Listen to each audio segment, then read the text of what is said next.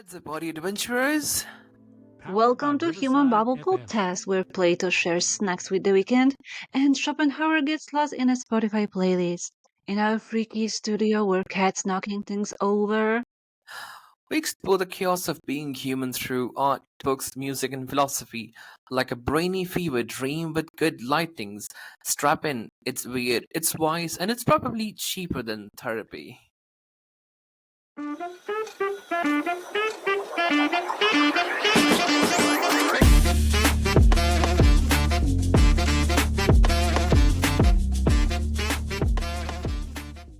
What if white is not innocence but memory, the color of what survived and what didn't? And what if every breath we take is borrowed from someone who couldn't? Well, today we step into Hong Kong's The White Book, a space of mourning, of ghosts without names, of doors repainted in hope, a meditation on how something exists because something else vanished. Yeah, it's high time to speak about the brilliant book written by Hong Kang, the Nobel laureate of 2024. Critics Mm-hmm. describe the White Book as a meditation on color, a quiet contemplation of white itself. You know, Darkster and dear Yes. listeners, they say it's a book about mourning, rebirth, and the tenacity of the human spirit. And that is exactly what I want to talk about today. Mm-hmm. Well, Nessie, I gotta say, unlike fantasy, where worlds are invented, Hong Kong's world is stripped down to what's most human: loss, silence, and the fragile beauty of existence. And Hmm. when I read the White Book, it didn't feel like a fantasy at all to me. It almost felt painfully real. Wow. I feel there is a quiet sadness in it, but also a kind of honesty that makes it unforgettable. And Indeed. it's not trying to escape reality at all, it's actually confronting it head on. And Mm-hmm. maybe that's why it touched me so deeply, because it reminds us that grief, fragility, and rebirth are not abstract ideas, they're a part of our everyday lives. What do you Yeah, think? everyday lives. Well, yeah, if we read Kang's most famous novel, The Vegetarian, or the simple lyrical Mm-hmm. yet visceral prose of human acts, especially chapter 2, where the Oh, yeah. narrator comes from the perspective of narration comes from the perspective of a dead body. Actually, it's the spirit. It's like, Yeah. the spirit sees own body, so we might say there is nothing overtly philosophical about it. Yeah? Mm-hmm. Nothing Yeah. loudly extraordinary that directly announces itself as deeply existential. And yet, perhaps this is precisely where the depth lies. And Perhaps. maybe, yeah, maybe this modern kind of writing moves in the direction of rebuilding what feels fractured. Hmm. Mm-hmm. The raw Yeah. human nature and desire that seem to be disappearing. Mm-hmm. Seem disappearing. Wow. I mean, our humanity, our awareness of being part of something larger than ourselves, not Uh-huh. isolated. But something's missing, right? Mm-hmm. Yeah. Yeah, not sovereign, but woven into the vast, indifferent fabric of the universe. Hmm. Honestly, see, I like when I read Human Act, I felt too like the way the book doesn't try to be philosophical, but it Mm-hmm. still makes you think about humanity. Of course, it does. And Like, the same is with vegetarian, right? The vegetarian way, yeah, like you can feel, I can feel, that dreams, their imagination is the most important part of our life. yeah, exactly. And to our listeners, like, if they are also interested in vegetarian, We might bring up a podcast if they want to, though, Oh, yeah, about which with about pleasure. vegetarian, for sure.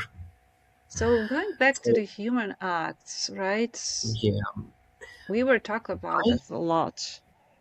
exactly. I felt it too. Like the way the book doesn't try to be philosophical, but it just try to Mm-hmm. make you think about humanity. Like each chapter felt like a piece of a bigger voice. I feel Mm-hmm. reminding me that we are all connected, and that's the same feeling I get from the White Book actually. Life as a continuation born out of interruption. Her writing feels like it's piecing back together what we have lost, actually.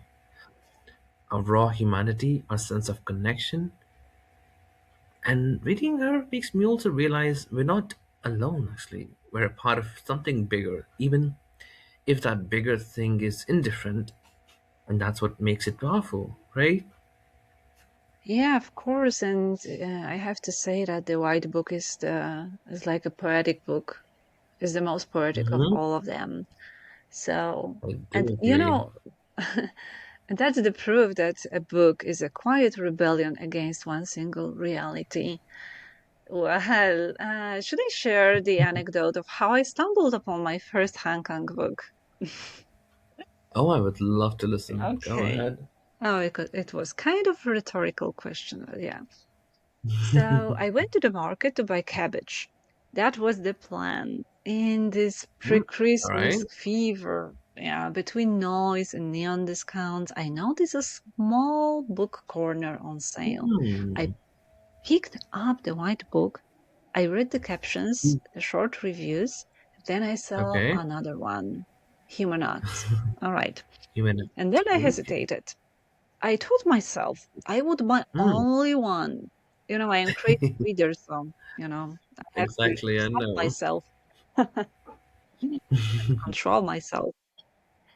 So Yeah. I wasn't even sure I would like her writing. And of course, something had to happen. At the cashier, there was a Mm-hmm. problem with the code. The book could Oh, not be sold. No product damn it. number, no system recognition. Give me a break. I want that book. Exactly. Uh-huh. And behind me, a long queue, faces already red with seasonal impatience. I went back, grabbed another book from the sale table, same price, Mm-hmm. different code, and walked Wow. into the cashier like a conspirator. Of Ooh. course, she had her doubts, but I had Of course you determination. did. And Hmm. I persuaded Okay. her that this was not a whim, it was a necessity, not a Hmm. cabbage. Not a blame. Not a cabbage. Imagine, Missy, you're Yeah. being so determined to get the cabbage. You just that you Oh, conspire for the being bringing a cabbage to home. yeah. Funny. Well, yeah, the point was that it was the book. And I know. Yeah. that's how you end up being a crazy reader. So you got my Mm-hmm. point. But I yeah, got your point. yeah, eventually, relieved, holding it almost ceremonially, I went home and began to read. And imagine 1 hour later, I returned to the market, this time for a human act. Voila! Oh, god damn, Nessie. Okay, so that's how it was. That's how it was. Well, I gotta tell you something of mine as well, since you've shared this thing. Some So anecdotes? Okay. yeah, it's kind of okay. Let me just say it to you. Like first of all, when I talk about the story, how it carries like a story, the story you carry behind this book. Mm-hmm. Like I still remember that day, how it felt destined for you to find it, as if the book itself had chosen you. Mm-hmm. For me, the White Book was something entirely physical, not a file, not a screen, paper, weight, texture. It changed me actually. After that, I could never read online again. Well, for the context, I used to read books online before, but after Hmm. this encounter, I changed my thought process. I needed to feel the now that I'm now in my current situation. I need to feel the pulse of the pages now, the silence between them, and it was you. It was you, Nasi, who set Me? me up on that path. Okay. Yeah, All right. I remember the thrill because, like, we talked about it, and you asked me, "Why don't you just order it and we'll read it?" I was kind of hesitant to, I've always liked to read online, but Hmm. it was your telling me your advice. So, and I still remember the thrill of ordering it. The 9 days wait that felt like a ritual. One day stretching the anticipation. When it finally arrived, it wasn't just a delivery, I would say. It was actually an arrival, almost ceremonial. Okay. And after all of it, Nessie, it was thanks to you that I could just Okay, get okay. onto that. Let's not build a monument for me yet. No, no, no. Okay. But it Or perhaps reminds we me should. about yeah, it reminds me about some important quote. Like Hmm. Olga Tokarczuk said once, like, um, when you read a book, you are not the same person after all. And it's a Oh, bit yeah. about the book general, right? But paper book is an object and it carries Mhm. meaning. But I'm going to talk about that later. Do you And remember we talked about it? Like, mhm, I mean, um, we were talking, and you told me like how a book has been written by a person's. It takes half of his life or some yeah, considerate amount of time, and we can read that book. We can read the hard work of a person. How fascinating is that? I say it's like a conversation, that's for sure. Conversation with exactly. the person who used to live or Who's is written the book? still alive. Yeah. Yeah. Okay. Hmm. I'm not sure So people will understand this thing, but yes, I wish they do. I think they are crazy readers as well, and they know what I'm talking about. Yeah, we'd love to hear the comments from crazy readers as well. Let's Oh, go to yeah. see. Mm, oh, yeah, of course. And because it's white book and the title is white book, so what does Hmm. white actually mean? Well, Hmm. it's the basic color for sure. And For yeah, it's sure, not yeah. simple at all. There are countless tones of white: milky, ivory, chalk, snow Mm-hmm. pearl. Mm-hmm. And in European Mm-hmm. culture, whereas white is Oh, symbolically connected to innocence and purity, and wow. it carries the weight of beginnings, like, birth, baptism, blank pages, untouched surfaces. And personally, I can say I prefer black to white. Why? Okay, it's true. Go ahead, Toby. When I wear white, it creates an impression of elegance, even importance. It illuminates. It demands attention. But I believe white is not a safe color. It exposes, it reflects everything. It can blind you, especially in the snow. And white can be purity, but it can also be emptiness, silence. So white that you lose your orientation, you know? And like a landscape where everything looks the same, where direction dissolves. And maybe that's why it unsettles me.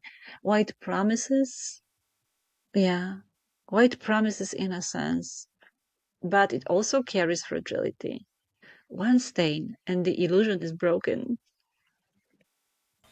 Oh my God, really?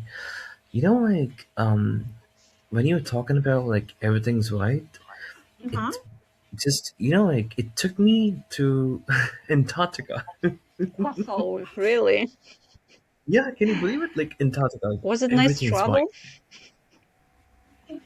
Yeah, it was a quick travel, I would say. Okay, have you met a polar bear? The white, No, no, beautiful no, no, no, polar no. bear. I'll become his lunch or dinner, whatever it is time. I'm not interested in that, really. Oh, you're not. Okay. But Yeah. you have this imagination. Okay. Yeah, You see, you see, gosh, reading and imagine things, we can travel whenever and wherever we wherever we want. want. Yeah, Yeah, exactly. that's the It power just of as book. you were speaking, I was listening to your words, and I closed my eyes and I could see myself in Antarctica. That's the Hmm. power of imagination. With polar bear or not, yeah. Nah, no, Nessie, no. Keep your polar bear to yourself. I don't want it. Okay. God damn it. So what is white You for want me to you? All right. So, okay, white for me. Calm down, White calm can be. down. No polar bear here. No. Thank you very much. I'm safe. White can be blending, fragile, even cruel in its own emptiness. But to me, I feel like it's also the color of memory, the residue of what survived, what Mm-hmm. isn't safe, but it's honest. It shows Honest. every mark and I feel like every interruption as well. So Mm-hmm. that's why I cannot see it as pure. Mm, let's say it feels more like a canvas of past lives. A canvas of past lives where every Yeah, shade I like it. gray, I like this. Mm-hmm. gray, silver, black leaves its trace. And Nessie, white is not the absence of color, but the gathering of all of them holding silence and story at once. Yeah, like a canvas of past lives. Yeah, that's why this book is deeply touching because it Exactly, uncovers this, right? yeah, this, I mean uncovers the human existential turbulence we rarely name. Hmm. But at the very beginning, the narrator confesses that she's painfully aware of breathing, that with each breath she lives longer. The simple biological act becomes heavy, almost Mm-hmm. unbearable. The thought lingers in every ordinary gesture, sustained in silence and waiting, as if existence itself were something fragile and provisional. And Yeah. yeah, then there is this aching longing for a sister she never met, an older sister who died shortly after birth. Mm-hmm. Yeah, Nasi. Uh-huh. So the narrator grows up knowing that if not that death, that blind fate, that inexplicable divine arithmetic, she herself might not have been given the chance to live. Well, That's yeah. a possibility, I would say. Mm-hmm. So Mm-hmm. something happened because something else could not. Life in this book is never isolated. It's always a consequence, a continuation born out of interruption, a presence shaped by absence. Yeah. Well, well, well. You know, Mm-hmm. what I feel throughout this book in is Han Kang's pain, actually. Okay. It's quite Mm-hmm. restrained, but constant. The loss of a sister who arrived into the world only to leave almost immediately is not written as tragedy, I would say, but as a fact that never stops existing. And that's what makes it unbearable, really. This book, Unbearable. Yeah. right? This book doesn't talk about life or death as ideas. It presents them as reality, as something ordinary and irreversible. Well, while reading it, I became aware of my own breathing, my own continuation. It affected me so deeply, Nasi, believe me, because the reason is it doesn't try to console. It stays with us. And I've never encountered something so honest before, really, in my life. Of That's what I course. have. That's what I have Yeah. in my mind for everybody. That's what I said before, like it's very lyrical book. And Mm-hmm. reading it you have to be in a different state of mind. Hmm. Exactly. I completely agree with you. Hmm. So, yeah, and how much we are surrounded by ghosts. Those unnamed spirits everywhere. Not dramatic apparitions, but traces. There is this poetic chapter about the door. When she moves into Yeah. the new apartment, she notices that those door immediately, once white, now rotten, exhausted by time. The number on Mm-hmm. it almost screams at her. Someone who probably hated this place had carved the number 301 into it, with visible violence. Mm-hmm. Yeah, and you could almost feel the anger in the hand that pressed those digits into surface, a wound disguised as an address. And the narrator wants to interrupt that memory, to soften it. I She know. paints, yeah, she paints the door again, returns it to Mm-hmm. white, as if Thinking as if no, to erase it, right? yeah, as if the white could erase resentment, as if color could cleanse history. Well, let's take this statement. Objects carry meaning. They Mm-hmm. absorb They do. our thoughts, yeah, our emotions, our despair. Wherever we Mm-hmm. go, they travel with us, not physically, Yeah. but symbolically. It's the Mm-hmm. soft circles of our souls imprinted onto wood, onto walls, onto things that silently witness us. Like, I think the color doesn't erase, it Hmm. remembers differently. When the door is painted white, the wound doesn't vanish actually. It hides Hmm. beneath like a scar under skin, right? Yeah, yeah. And when it comes to objects are more than wood or stone. They are vessels of memory. They carry our energy and absorb every gesture, every silence, and maybe that's why they feel haunted. Because they carry past life within them, Nessie, not as aspirations, but as imprints. Imprints, yeah. White, yeah, white doesn't cleanse history, Nessie.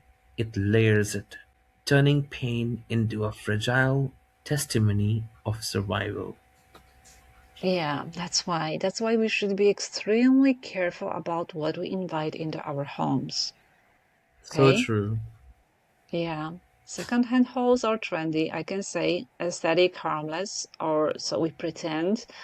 But objects are not neutral. They remember.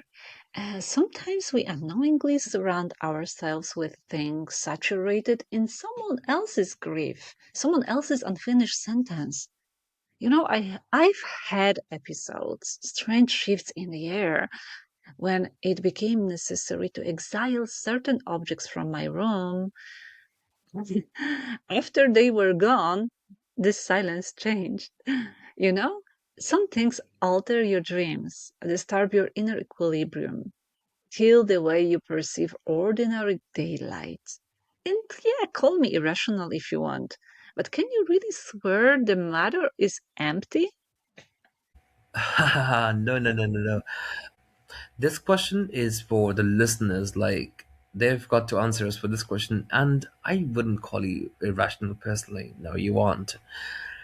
Well, I believe that completely actually, because I felt it too.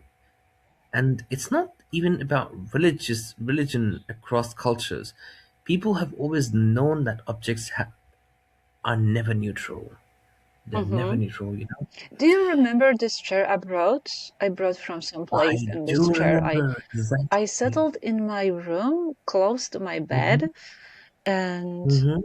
I couldn't sleep, believe me. At night, I had Yeah. very weird dreams. It was like a passage and sequences of weird movie. And It there just were, were affected. Your dreams were affected by something which yeah, you and my couldn't. self-being, of course, my inner calm. Hmm. And as soon as you removed that chair, after you realized like this is something which is causing Hmm. your sleep to be not proper, you slept like a baby. Yeah.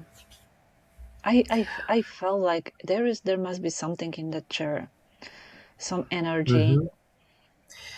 I don't know if people believe it or not, but to me, I agree and I believe in it because us, we leave energy in our things, our personal belongings. Like Mm-hmm. it can be phone, it can be anything for that matter. But Yeah. those things carry our energy. As you said, You know, right? Like they people, breathe within the energy of those who touch them. That's what I said. exactly. You know, they carry grief, joy, unfinished sentences, and they shape us more deeply than we can imagine. Hmm. Sometimes it's subtle, like a shift in the air. Sometimes it's heavy, like a shadow cast across daylight. Ghosts aren't people. They aren't always people, I feel. The memories embedded in matter. So, silent companions that tilt the way we feel. Matter is never empty, Nessie. It's saturated with traces, echoes of life that comes before us, whispering through the things we hold close. Mm-hmm. So, white is not empty after all, is it? No, it holds absence, it holds breath, it holds the sister who never Hmm. lived long enough to speak. Perhaps. And the door? We repaint it again and again, And not again. to erase the past, but to survive it.